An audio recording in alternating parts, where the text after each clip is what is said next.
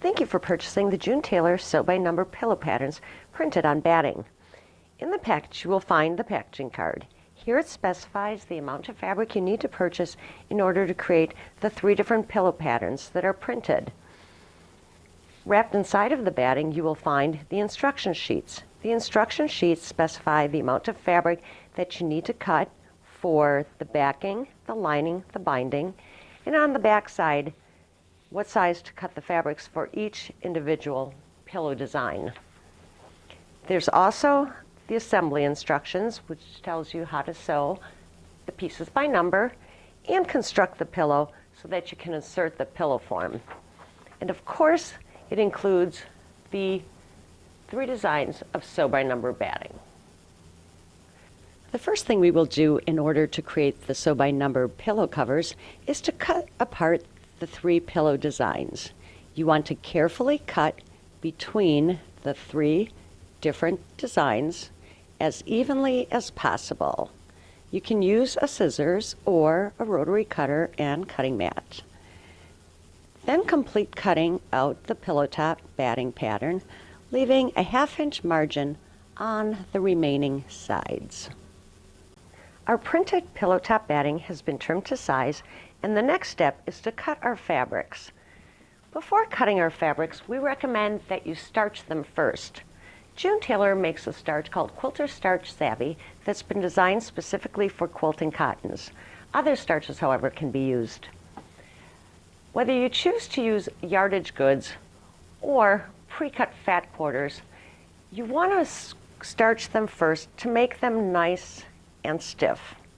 You'll find when doing the sew by number projects that if you're working with a stiff fabric, it will cut easier, sew easier, maintain its shape, and when constructing your project will give you nice, clean, crisp seams. Once our fabrics are starched, we can then cut them to size as specified in the instructions. Each design has its own cutting dimensions. I'm going to show you how to do the pinwheel, which when finished will look like this. And we're going to start by cutting our yellow fabric into an 8 3/4 inch square. There's many different ways that you can cut your fabrics. I'm going to show you the basic method of just marking and cutting it with the scissors. So you want to start with a straight line, and then you want to draw a parallel line at 8 3/4. So mark that there, and with the 8 3/4 line of my ruler, mark that. Then we want to make sure we keep everything nice and square, so using the lines of our ruler, you can make sure that everything stays straight. And then we're going to measure 8 3/4 from the bottom, which will give us our square. Now the instructions tell us we're going to need to cut this square in half diagonally. So once I draw this, I can then mark my diagonal line.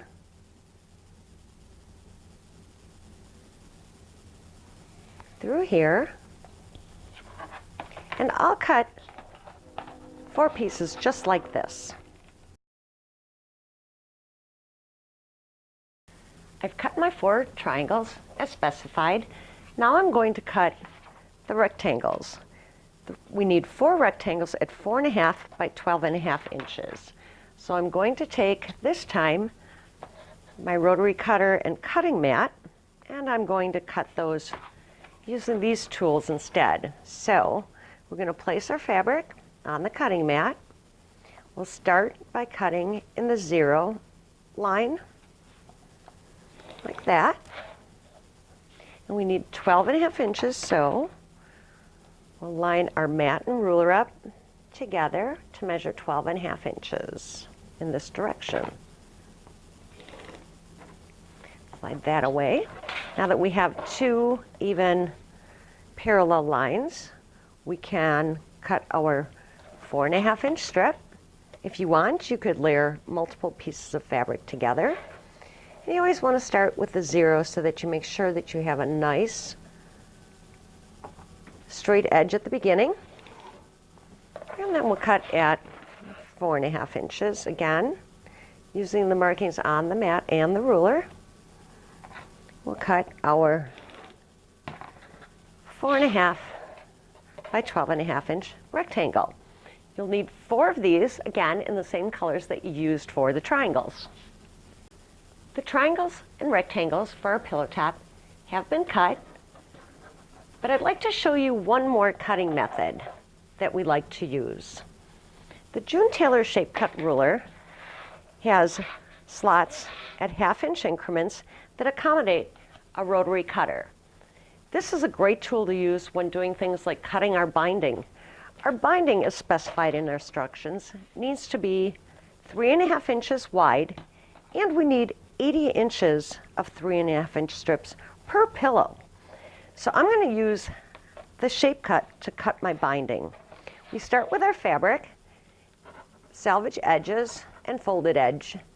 So full width of fabric, and we're going to place the shape cut with the 0 line on the bottom edge of our folded fabric so that it's all nice and lined up right here. We'll start by cutting in the 0 slot to make sure that our edges are nice and square. So we'll start by cutting in 0. Like I said, we need 3.5 inch strips, so we'll cut in the 3.5 inch slot and again in the 7 inch slot. If I wanted more binding, the same color, I could continue on to the 10.5 inch slot. So I'll show you how easy it was to cut enough 3.5 inch strips for the binding of one pillow, just like that.